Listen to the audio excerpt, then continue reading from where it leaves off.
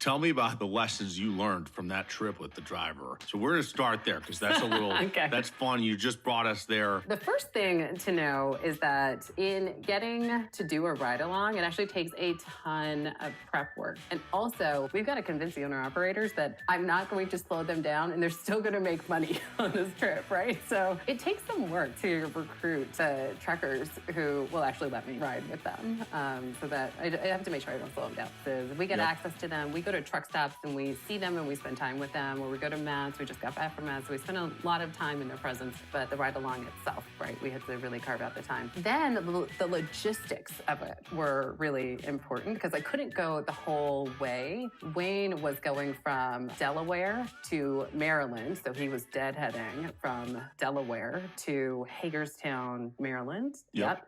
And then we were going from a point in Maryland to basically Harrisburg, Pennsylvania, right? So it was hours that we were going to ride together, but then he was going to continue on. He ended up going from Harrisburg to the Bronx, and then from the Bronx back to Delaware. So I could only be with him for a leg. So I had to have another car that was basically following behind us. We had like the camera crew that was there. You know, in the end, it was quite a production. So there was that. The logistics of it were a lot to manage. What was so great about riding with him was just the diversity of his experience. He really helped me understand how he was using tech on his phone. And actually, we spent a fair amount of time on that journey trying to help him get the second leg of his trip. So we had the first leg, he had the third leg, but he didn't have the connector between Pennsylvania and New York. And so at one point, I think I pop open my laptop and was like, I'm on Truckstop and I'm going to help you find this load.